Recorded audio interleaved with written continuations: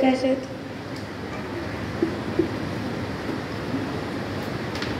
दादा, आणखी एक छोटासा प्रश्न, जे तुम्ही म्हणालात आता की आजकालची पिढी जी आहे ही यांना स्ट्रगल काय आहे हे माहिती नाही आहे, तर यांच्याच संदर्भात मला एक प्रश्न विचारायचा आहे की या ज्या आजच्या पिढीला म्हणा किंवा त्यांच्या पालकांसाठी तुम्ही काय संदेश द्याल?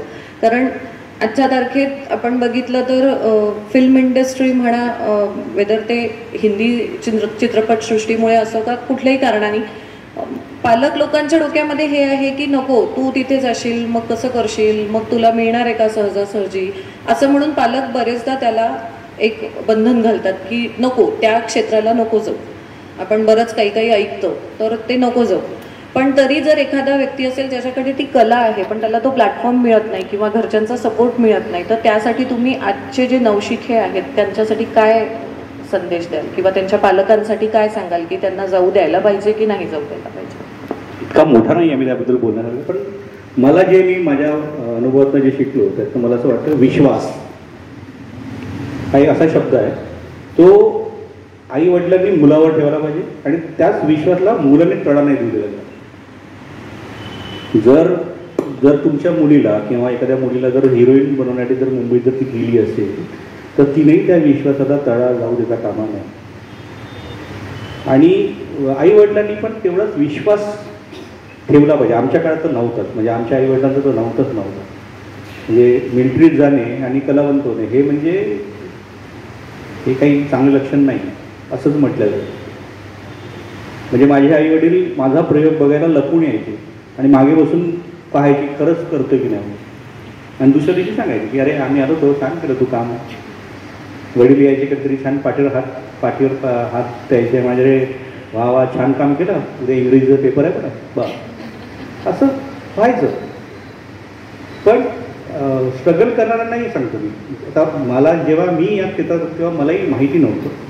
BFA आहे, नॅशनल स्कूल ऑफ ड्रामा आहे, FTI आहे, NSD आहे. तर ह्या लाईननी गेलं पाहिजे जर जायचं असेल तर. शिक्षण घ्या. म्हणजे माझा प्रवास इतका उलटा झाला की मी 30-32च्या नंतर झाल्यानंतर मी मास्टर डिग्री केली नाट्यशास्त्रात, जी माझी 22व्या वर्षी 23व्या वर्षी व्हायला पाहिजे. म्हणजे मी ग्रॅज्युएशन प्लेन करण्यापेक्षा मी BFA केलं असतं, मी मास्टर नाट्यशास्त्रात केलं असतं तर मला कदाचित आणखी 5-7 वर्षाचा फायदा आधी झाला असता. मी NSDला गेलो असतो, नॅशनल स्कूल ऑफ ड्रामा, म्हणजे Jayant Gadekar National School of Drama दिल्लीतला व्यक्ती आहे, ठीक आहे, तो त्याचा बेनिफिट त्यांना होत आहे. शैलेश दुपारे FT आहे, film television institute of India, त्यांनी कल्याण नावाची फिल्म केली, त्याचा बेनिफिट त्यांना, म्हणजे शिक्षणाचा बेनिफिट होतो. मग तुम्ही तुमच्या मुलाला फक्त सुंदर दिसते म्हणून जा, सुंदरतेला काही किंमत नाही. मग जॉनी लिव्हरला काय म्हणायचं, अस्त्रनीला काय म्हणायचं? सुंदरता हा काही हे नाही, पॅरामीटर नाही. ठीक आहे, काही ठिकाणी तुम्हाला जे पहिल्या इम्प्रेशनमध्ये ठीक आहे चांगलं वाटेल, पण नंतर काय? कारण की कॅमेऱ्यासमोर गेलं की ते सुंदर दिसणार आणि खराब दिसणार, दोघांची अवस्था एकच होती. तो कॅमेरा तुम्हाला तो निर्जीव बिचारा पाहत राहतो, मन नाही लागेल तुम्हाला म्हणावं लागतं त्या तो बिचारा नुसता कॅमेरा असा पाहत राहतो, त्याला काही समजत नाही. कॅमेरा हा हिरोईन समजायचा, कॅमेरा हा हिरो समजायचा आणि मग म्हणायचा, मग दालाटे का हो समजतं. त्याच्या आधी जर तुम्ही शिक्षण घेऊन जर गेलात तर ते खूप जास्त आणि आहेत ना, तेव्हा आम्हाला नाही माहीत होतं किंवा माहीत होतं तर रस्ता माहीत नव्हता. आज सांगणार आहे, माहिती आहे, नेटवर उपलब्ध आहे. म्हणजे सत्यजित रेचं इंडस्ट्री आहे, तिथं तुम्ही कुठे शिका. फक्त मी सुंदर दिसते, मला छान कविता म्हणता येते, मी छान भाषण देते म्हणून नका जाऊ. त्याच्या पाठीमागे, कारण की चित्रपट हे तंत्रज्ञ आहे. लोकांनी आपण सिरियल पाहतो आणि म्हणतो की यार हे तर मी करू शकतो. तुम्हाला माहिती आहे का, सिरियल एक 22 मिनिटाची सिरियल असते, बरोबर आहे ना, एक 5 सीन असतात एका सिरियल, 12 तास शिफ्टमध्ये काम चालतं. सरकारी नोकरी 10 ते 6 ना, किती तास झाले? 8 तास. आणि कलावंत 12 तास काम करतो, शिफ्ट 12 तासाची असते. त्याच्या आधीचा 1 तास तो जर दादरला राहत असेल, त्याला जर तिकडे विदर्भला जायचं असेल तर त्याच्या आधीचं काय होईल, म्हणजे त्याला 14 ते 15 तास आणि 12 तास काम नाही करायचे आहे, बसून राहायचं आहे, त्याचे पैसे मिळतात. सीन तर एका मिनिटाचं हो, 2 लाईन म्हणायचे, 4 लाईन म्हणायचे, 5 लाईन म्हणायचे, पण तो दिवसभर बसला काय बघितलं, बरोबर आहे. मग तो बबिता मागच्या इंटरव्ह्यूमध्ये म्हणाले हे ना बरं बाबा डोक्याला ताप आहे. नाही, रोहिणी म्हणाली हे नाही पाहिजे बाबा, इतक्या वेळ कोण थांबणार. पेशन्सचे पैसे आहे. तुम्ही सिरियलमध्ये काम किती, मी एक कुठली ती सिरियलचं नाव नाही आठवत मला, मी काम केलं होतं. एक सीन होता माझा 3 डायलॉग 3 आणि कोर्टाचं सीन होतं. मी ते बुलेट एक्सपर्ट होतो त्या सिरियलमध्ये. सीन होता जज बसलेला आहे, इकडे आरोपीचा पिंजरा आणि वकील. 3 डायलॉग होते माझे फक्त. 3 दिवस शूटिंग. माझा कॅमेरा लागला जजच्या बाजूला, तर मी जजला एक वाक्य, एक लाईन म्हणालो, कट. दुसऱ्या दिवशी वकील मला प्रश्न विचारताय, वकीलच्या बाजूने अँगल लागला, वकीलला मी उत्तर देतो, कट. एक माझ्या बाजूने अँगलला, माझा ओव्हर शोल्डर, मी एक वाक्य म्हणतो. 3 वाक्य 3 दिवस. 3000 पेमेंट मिळालं. 1000 रुपये पर डे होतं माझं. 3000 मिळालं, पण मला आनंद नाही मिळाला. ते 3 डायलॉग, 3 एका फ्लोमधले 3 डायलॉग मला 3 दिवशी 3 म्हणाले. तो फ्लो कसा मेंटेन करू मी? म्हणजे त्या फ्लोमध्ये जे काही म्हणजे दिसताना काय दिसतं सीन, वकील मला विचारतो, मी उत्तर देतो, जज म्हणतात, जजला मी उत्तर देतो, असा सीन दिसतो. पण 3 दिवस चाललाय तो सीन आणि त्याचे 3000 रुपये मिळतात मला. पेशन्स पाहिजे, टेक्निक आहे. त्याच्यात काही एकदा समजलं की सोपं आहे. कंटाळा येतो. नाटक करताना जेवढा आनंद मिळतो सिरियल करताना आनंद नाही मिळत. चित्रपट करताना एकदा आनंद मिळतो. चित्रपट एक वर्ल्ड वाईड सिनेमा असल्यामुळे एक वेगळा विषय वाटतो. पण नाही, मग पेशन्सचे पैसे, तुमच्या वेळेचे पैसे काय करतो मी खबर वेगळे. किती रोल केला, किती लेंथपेक्षा ना आम्ही 12 तास बसलेलो आहे तिथे. त्याच्याच पैसे. हा, खायला मिळतं, AC रूम मिळते, छान व्हॅनिटी मिळते तुम्हाला. असा आवाज दिला की लगेच कॉफी घेऊन येतो, लगेच म्हटलं की तो वडापाव घेऊन येतो, लगेच खायला सगळं मिळतं. पाणी पाहिजे पाणी, सगळं मिळतं. पण बसून राहा. तुमचा रोल येईल, दुसरे मेकअप करा, मेकअप करून बसून जा. तिथे गेल्यानंतर तो कॅमेरावाल्याचा सीन काय लागलं आणि खूप डोक्याला ताप असतो. इतकं सोपं नाही आहे. पुन्हा एकदा तेच वाटतं, सोपं आहे तेच कठीण आहे.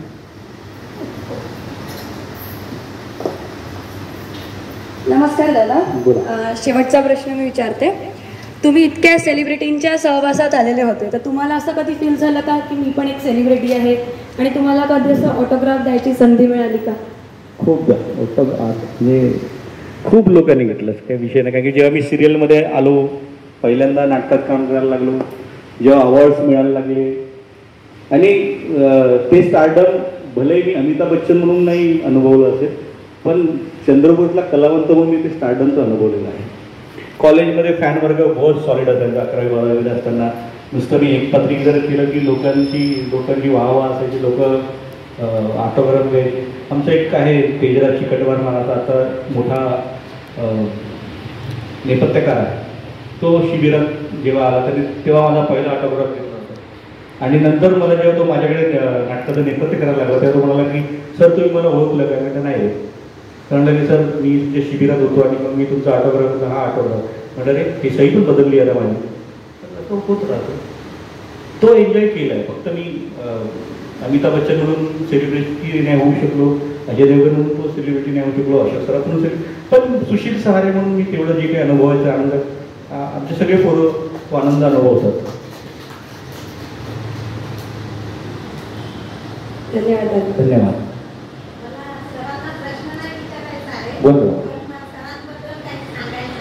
बोला. सरांचं एक महत्त्वाचं म्हणजे लोक कसे जुळून ठेवायचे हे, म्हणजे त्यांना बघून खरंच वाटते की जोही लहान असो मोठा असो, जोही कलाकार त्यांच्यासोबत जेव्हा काम करत आहे, तर त्या प्रत्येक कलाकाराला कसं महत्त्व द्यायचं हे सरांकडून खरंच वाखण्याजोगं आहे. आणि काम करत असताना ते काम डोईजड वाटू नये, ते आनंददायी वाटो, असं त्यांचा सतत प्रयत्न असतो. आणि त्यांच्यासोबत काम करताना भारी मज्जा येते सर. असंच तुमच्यासोबत आणखी समोर काम करू आणि तुम्ही असंच काम कराल, आणखी समोर जाल. बस एवढंच बोलते. धन्यवाद. धन्यवाद. प्रयत्न तो असतो माझा, पण कधी चुका होतात. अरे सॉरी दिगंबर भाऊ, होतात चूक, कधी चुका. आपलं म्हणून माफ करून टाकायचं. इतकं राग कुठं पकडायचं असते का आयुष्यात? कसं आहे, कसं चुका आपल्याच लोकांकडनं होईल की नाही, आणि कोणी मुद्दामून नाही करत. समजा आता यांनी संचलन करताना एखादं वाक्य चुकीचं म्हटलं माझ्यावर, मुद्दामून म्हणणं इंटेन्शन नाही आहे ना, ते होतं. काम करताना आपल्या लोकांसोबत थोडं, आणि हे क्षेत्र असं आहे की थोडंसं होतं, खूप आणि टेन्शन प्रचंड आहे. हे काम करताना ब्लड बीपीचा त्रास मला आता सुरू झाला गोळ्या बीपी, तर तो त्रास होणारच आहे. ठीक आहे, पण मजा येतात. धन्यवाद, थँक्यू. शेवटी प्रश्नांना काही सीमा नाही, पण आता थांबायला हवं. सृजनच्या विनंतीला मान देत सुशील सहारे इथे आले, त्याबद्दल त्यांचे आभार. मायबाप वारकऱ्यांचे पण आभार. पुढील महिन्यात एका नवीन विषयावर कार्यक्रम घेऊन येण्याची खात्री देत मी श्रावणी आपला निरोप घेते. धन्यवाद. शुभरात्री.